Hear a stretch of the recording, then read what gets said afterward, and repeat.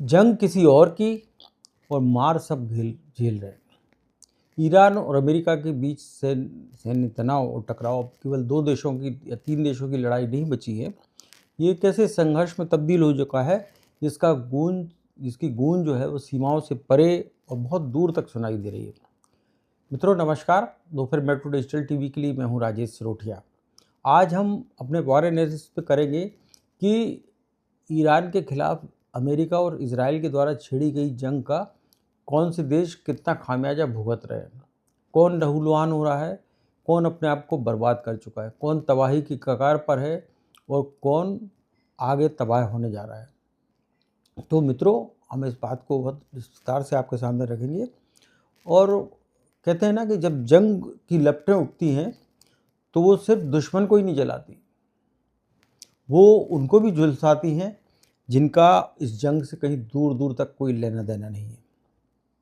जंग लड़ने वाले तय करते हैं कि हमला कहाँ होगा, लेकिन वो ये तय नहीं कर पाती या ये नहीं सोच पाते कि इसका असर कहाँ कहाँ तक होगा। यानी कि जंग उनकी, दर्द सबका। जंग कहीं, असर हर जगह, टारगेट कोई, नुकसान किसी और को। तटस्थता भी अब विकल्प नहीं बची है, मजबूरी बन गई है। कैसे ये देश खुद को बचा पा रहे हैं? बैलेंसिंग डिप्लोमेसी, साइलेंट मीडिएशन और इकोनॉमिक बफरिंग जो इस जंग में नहीं है, वही सबसे ज़्यादा इसकी कीमत चुका रहा है। यह जंग सीमाओं के दायरे में भी रहे, इसका असर नहीं रहा, इसका असर जो है पूरी दुनिया में फैल रहा है। अब इस मामले में भारत के प्रधानमंत्री की अगर आप बात करें तो उनके दाद देना पड़ेगी कि जंग के 21 दिन पूरे होने तक उन्होंने ना तो तेल की, डीजल की, पेट्रोल की कीमतें बढ़ने दी और ना आपके जो विमानों में प्रयुक्त ईंधन हो या केरोसिन हो, जो गरीबों की चीज़ काम आता है, उसकी कीमत पर भी उन्होंने अंकुश लगा रखा। घरेलू गैस सिलेंडरों की जहाँ तक बात है, एलपीजी सप्लाई की, तो उसकी कीमत में भी बहुत मामूली सा इजाफा किया गया, लेकिन प्रायोरिटी जो है डोमेस्टिक कंज्यूमर को दी गई है। और अब धीरे धीरे कमर्शियल के सामने जो संकट था उसको भी दूर कर रहे हैं।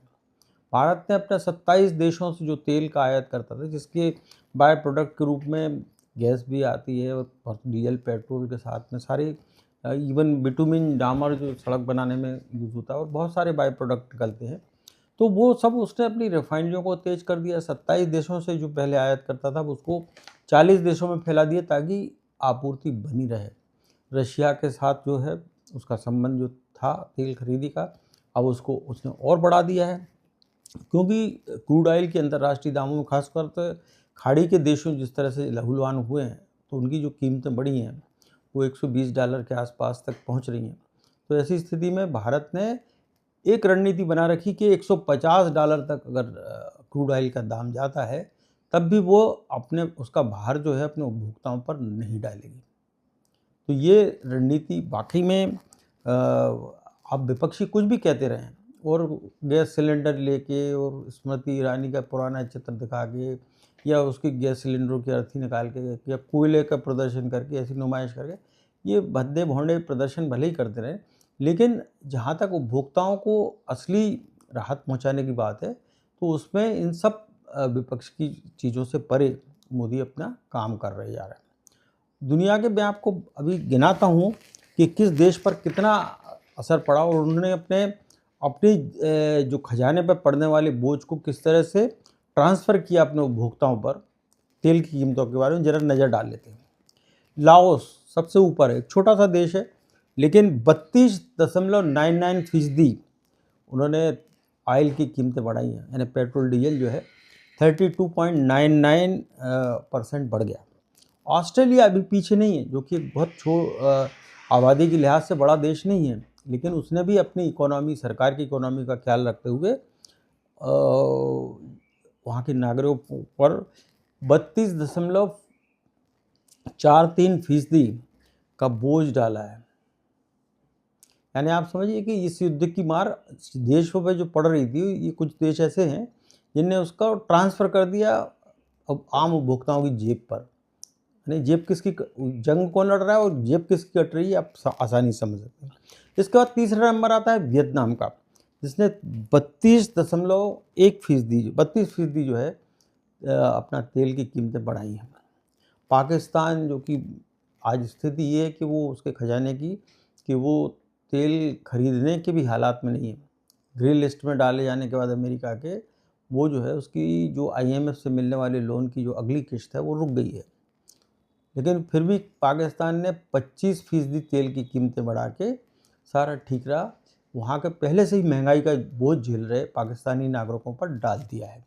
अब वो ये कहें कि मंत्री इतनी गाड़ी नहीं चलाएंगे, घर से काम करेंगे, ये सब सारी चीज़ें सब अपनी जगह है, लेकिन आम ज़रूरत और रोज़मर्रा के काम के लिए तो लोगों को जाना ही पड़ता है और उसके लिए ईंधन भी लगता है।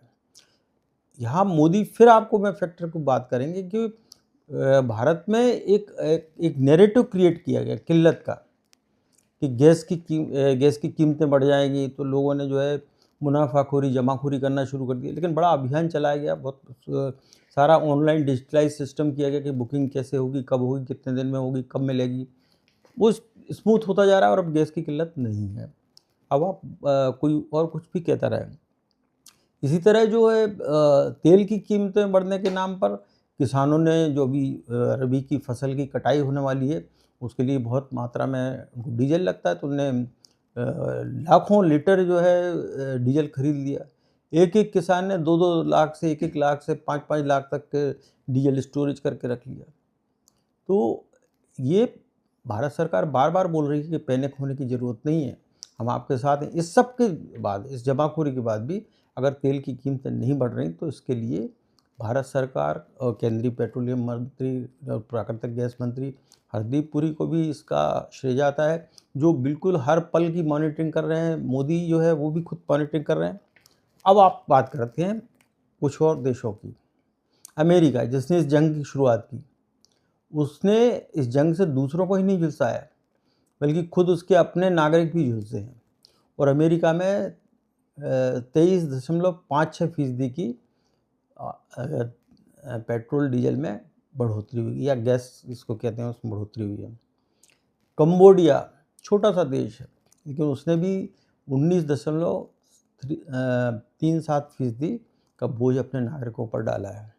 जर्मनी, जो कि अपने आप को अभी तक इस जंग से बचाए रखा है और बहुत ही संतुलित रणनीति के साथ चल रहा है, लेकिन उसको भी अपने नागरिकों पर ये तेल और गैस का बोझ जो है 12.64% के रूप में डालना पड़ा है।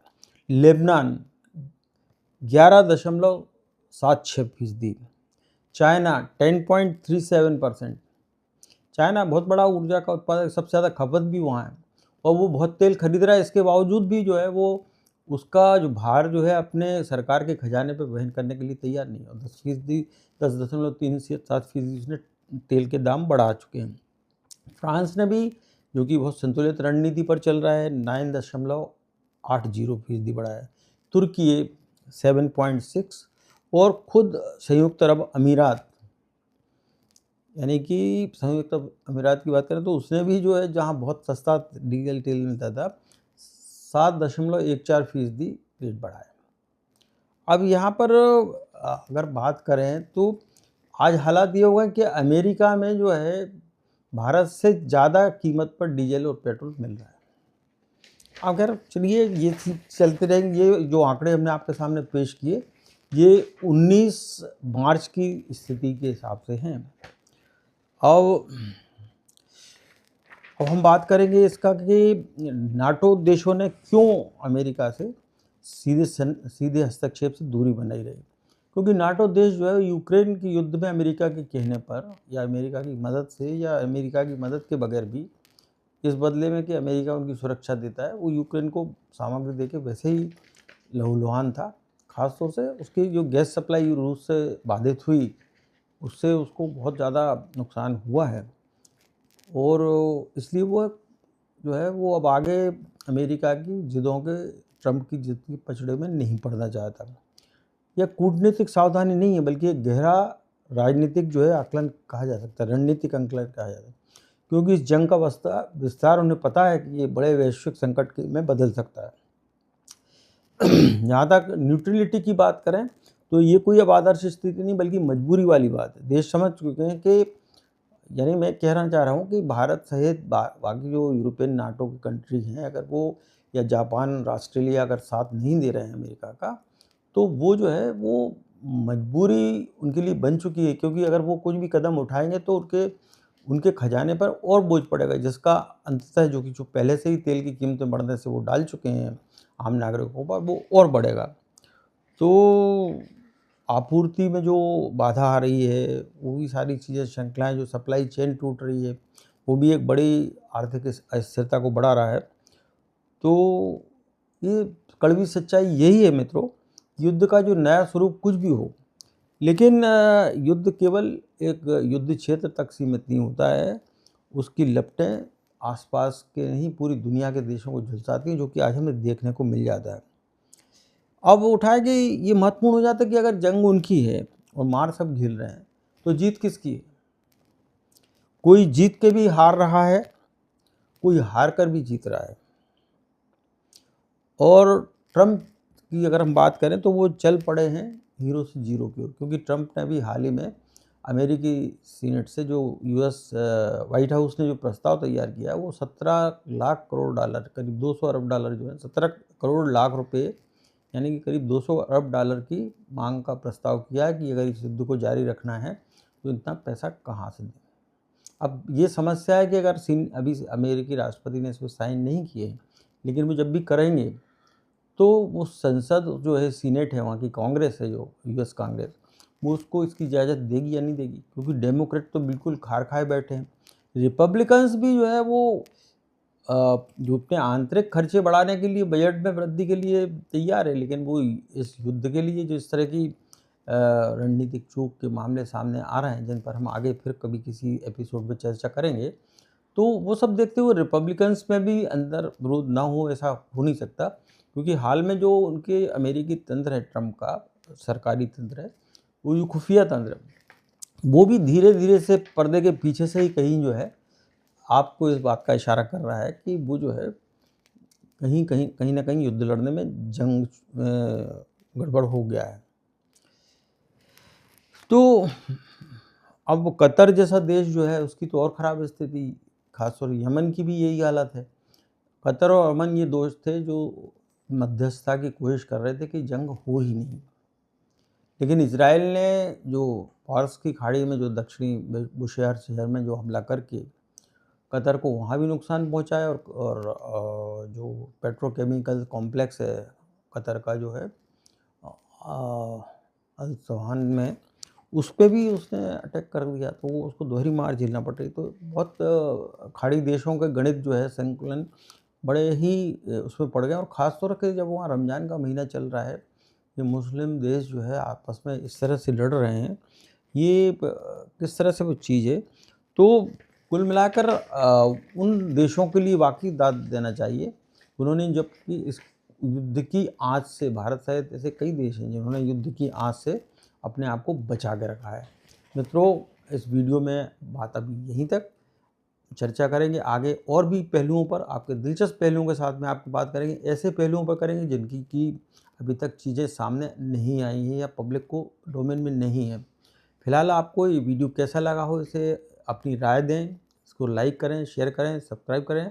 और ये था मैं राजेश सरोठिया और मेरा ये विश्लेषण, और अगले अंक में हम फिर मिलते हैं, तब तक करें इंतजार, तब तक के लिए नमस्कार।